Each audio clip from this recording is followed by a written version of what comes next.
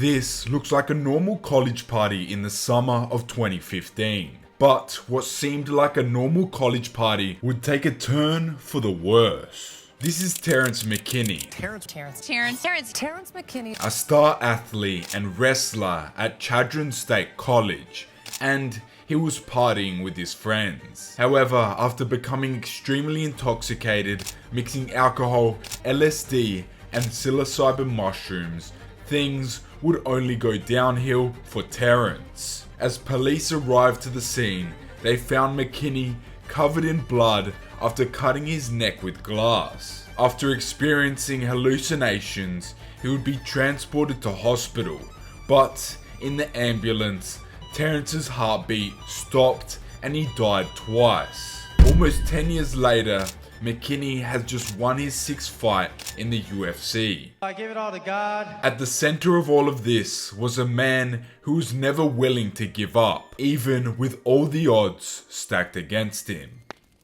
Even from the day he was born, Terrance would grow up with his grandmother because his mum, Kitara Johnson Jones, had to get her life together. We grew up in extreme poverty on the south side of Chicago. And I went on to join the Army after high school. Due to giving birth to McKinney at a very young age, Johnson said she was molested at the age of 16, and Terrance was born 9 months later with an umbilical cord wrapped around his neck. Terrance would be the oldest of 5 siblings. But when McKinney was a toddler, his mother said he witnessed her hand being broken by a gang member's baseball bat. The gang members, in order to be safe to go to school, I was forced to join, and they broke my hand with a bat, and I was stabbed with my artery severed. Ended up somehow in college. I was the only gang member that was actually going to school every day. This environment wasn't any place for a child to grow up in, hence why he grew up with his grandmother. It was difficult because my mom wasn't able to take care of me at first, so I had to live with my grandma till I was 10 years old. That sucked and it made me mad, but I knew my grandma and my grandpa was doing the best to their ability to take care of us. And it wasn't until his mother got her life together that he would move in with her. Eventually I moved back with her once I turned 10, once she got her life together and was able to support us. Moving around a lot when he was younger, Terrance never got to make friends as a kid. You know how new schools is, so I used to fight a lot and stuff. Even moving to a military base in Germany with his family, where he would get picked on for being small. After relocating to rural Davenport, Washington, he was picked on for being black, his mother said. Yeah, I was picked on in school, actually in Davenport. That's where that happened at, yeah. Why were you picked on? I was getting called black, because I was the only black kid there. So that's why I tell people, I know what real discrimination is. However, life wasn't only difficult for Terrance in school, since McKinney and his mother were so close in age, they used to butt heads a lot. Yeah, and I wish I would have listened now and I would have known stuff. Yeah, shout out to mom, you got your parents.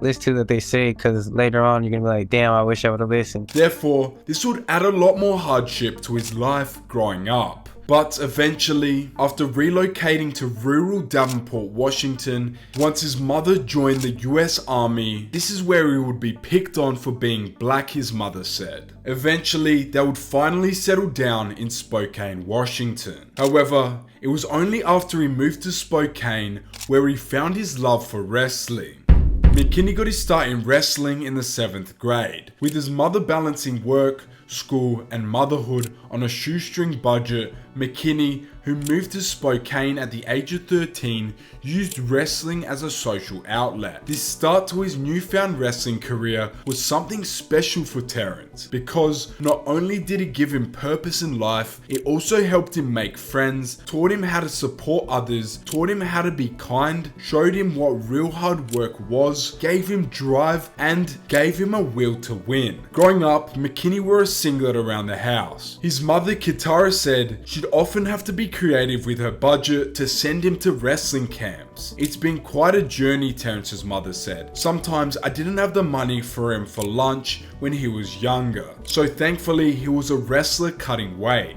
Therefore, after competing in the sport and building up experience, Terrance would become a 2-time WIAA state champion, becoming a freestyle wrestling All-American, also finishing 6th in the state his senior year. But after graduating high school, McKinney contemplated whether to try mixed martial arts, but he went to college and continued his wrestling career with the NJCAA with a full ride scholarship. It gave me a chance to basically like make an image for myself, which was fun, you know, because I didn't know, you know, when you grow up, you don't know exactly who you are. In his freshman year at North Idaho College, he was in the top ranks with a record of 31 wins and 11 losses, where he was a top-ranked wrestler. Therefore, he would eventually move to Chadron State College with Olympic aspirations, and with an obvious path set for him, McKinney seemed to have it all worked out. I wrestled 141, 149, and 157. I was ranked number 1 in the nation, JUCO, and then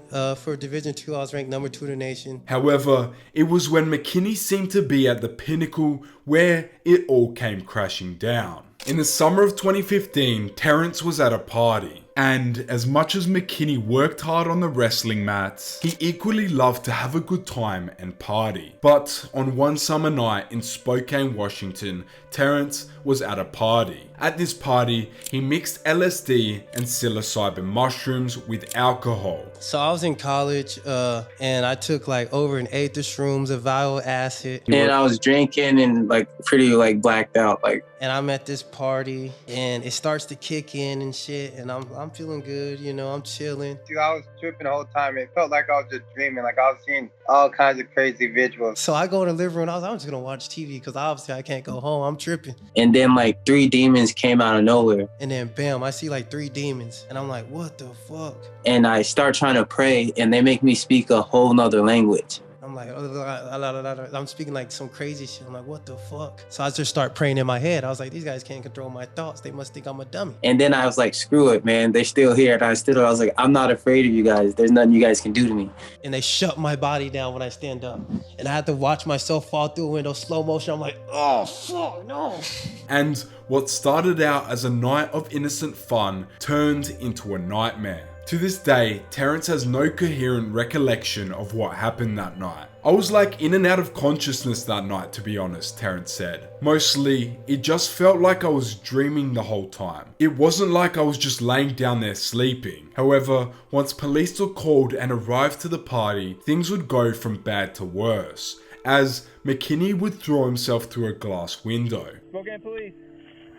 Can you tell me what kind of drugs you took today? Therefore, when police finally had an understanding of what was going on, they found McKinney covered in blood and shirtless. And then the cops show up. But they show up in real life too. The cops show up in my trip, but when they show up, the cops is like this. Terrance, we don't know how you got this powerful, but you need to stop. I'm getting excited to learn here.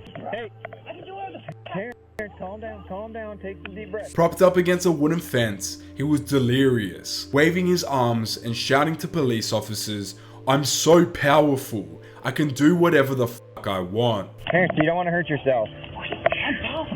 Nope, I know that. You gotta stay here though. But police knew Terrance was suffering excited delirium, as his body kept heating up and his mental state continued to decline. Therefore, after refusing police's commands for 8 minutes, he was tasered. With the taser having no effect on him, police would have to wrestle him down and restrain him. On your stomach! On your stomach! Stop resisting! As the ambulance arrived, Terrance would be transported to hospital. But this is when things would get even worse for McKinney, because when he was on that stretcher in that ambulance, his heart would stop beating. This wouldn't just happen once, but twice he was brought back to life. And then I realized that in real life, the cops stopped me, right? And now I'm in the ambulance for real. And you died twice. Your heart stopped twice. Yeah, my heart starts twice in there. They had to resuscitate you? Yeah, and bring me back alive. Therefore, once he arrived at hospital, Terrance slowly regained consciousness after almost dying. However, although all seemed to be well for McKinney, he still had to deal with one of the toughest challenges coming his way, dealing with the reactions of his loved ones. Honestly, it was very emotional and like I was pretty embarrassed. I'm not gonna lie, I was very disappointed in myself. You know, I had to take serious look at life and see what I really want to do, and like, is this the kind of life I want to live? But I was pretty much like the only kid like 20 and grounded like the whole summer. Wow. So did you ever go to jail? And I just did 240 hours of community service and some other stuff, worked with the police, spoke at high schools. And I think everything happens for a reason, so I'm glad it did. But like going to the schools, speaking to kids, doing all that crazy stuff, like it brought tears to my heart just seeing like kids out there doing that kind of stuff. Like I never thought I'd hear some kids like in middle school doing any drugs like that. I was so embarrassed, to be honest, McKinney said. I was really disappointed in myself. Just seeing my mum's face in tears, she could have lost me forever. And I'm her firstborn. That was a huge game changer for me. Seeing my family members crying and sad, just seeing that inspired me to make a change. But even though this was a tough time for Terrance, he still had a circle of support around him, with his mother and his best friend Amjad by his side. I had to make a lot of sacrifices, McKinney said. I cut off a lot of friends who weren't really my friends because they called the cops and left me there. In that aspect, it was a learning experience as well. Therefore, McKinney would lock himself away for the rest of summer, making the realization that change needed to be made. And he started by serving as a leader for Youth Police Initiative in Spokane, Washington, visiting high schools and warning them about the dangers of drugs. However, with aspirations of becoming an Olympic athlete coming crashing down, a new opportunity would arise for McKinney. After recovering, McKinney would return to college, but dropped out to pursue a career in mixed martial arts. What drew you to the sport? I would say Anderson Silva, and my mom just always kind of like violence, so like Jet Li, Fearless, like all the old school martial arts movies. But I dropped out and I started fighting. Well, why you drop out and start fighting though? You didn't want that accolade? Because I knew I could do this. You just said, fuck wrestling, I'm finna go do the real thing. Yeah. And his background in wrestling helped significantly kickstart his professional career in 2017, winning his first 4 bouts via submission, dominating his opponents on the ground. However, he would suffer a defeat in his next fight against an opponent he had already beat, Tyrone Henderson, due to a doctor stoppage. What Terrance suffered in that fight would be enough to make most fighters retire and question their life paths. With half of his lower right leg straight and the other half gruesomely parallel to the mat, hanging by skin and muscle was McKinney's snapped fibula and tibia bones, the result of a kick he landed. He persisted to fight through the injury, however a ringside physician stopped the fight, resulting in the first loss of his career.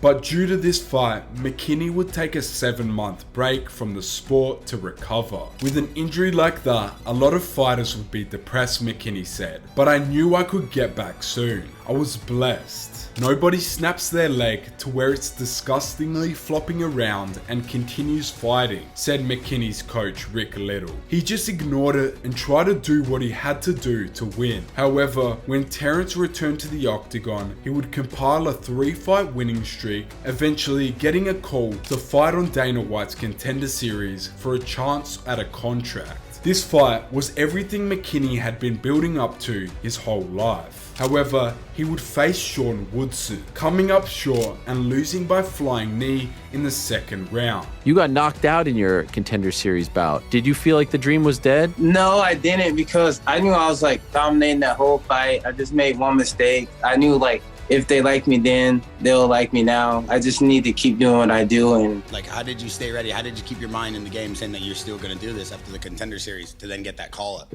I trust in God. I just know everything happened for a reason. I shouldn't have took that fight. I tore my labrum, fractured the ball of my shoulder, going with Mike Chiesa. Therefore, after this loss, Terrance would return to fighting in the regional scene, losing another fight to Derek Minner. And after COVID-19 would ruin his opportunity to fight, it would be another year until McKinney would re-enter the octagon. But finally, when McKinney would return to the octagon, he would demonstrate how much he had improved, knocking out all of his next 3 opponents early in the first round. Therefore, this streak of wins would catch the attention of the UFC. This time, he was definitely on their radar. However, after getting a call only 1 week before UFC 263, Terrance had no option but to take the opportunity. He had dreamed of fighting in the UFC since he was a freshman. He looked up to Michael Chiesa, a fighter who had graduated from Shadow in 2006, the same high school that Terrance attended. Who I looked up to was Mike Chiesa.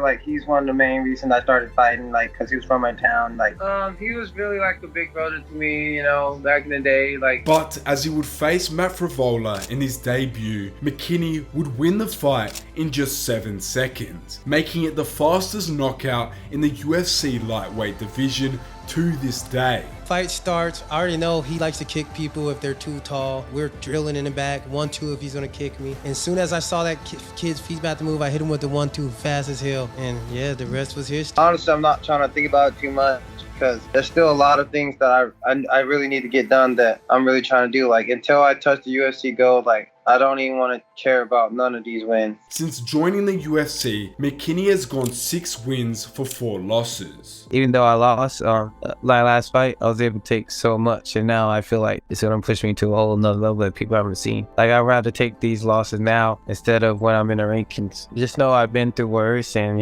and knowing that I'm not going to like battle alone. Like, I know God's with me, my teammates behind me, my family, and when you go in the war with the army, my chances of wins is 10 times greater. So how could I not walk with my head high? With his recent win against Damir Hadzovic, McKinney finds himself back in the winning column as he continues to display to us what fighting with purpose truly means. I've got a son, and every day I can wake up and just smile. Life couldn't get any better, McKinney said. He most definitely helped me to get buckled down and helped me get more serious. I want to be smarter because it's not really about entertainment anymore. I've got to get the full check every time. It just gives me the chance to set my son up for a future that no one could take away from him, so I'm a fight. For McKinney, his coach, his family, his mum, and God have had the biggest impact on his life. My mom always pushed me, so Katara Johnson, and then just number one, God, without him, like, I wouldn't even be alive today. So he put me through these trials, and it made me the person I am today. And for Terrance, fighting for a purpose to serve his family and fighting with a chip on his shoulder after bouncing back from that horrendous night in the summer of 2015 is the most important thing to his legacy.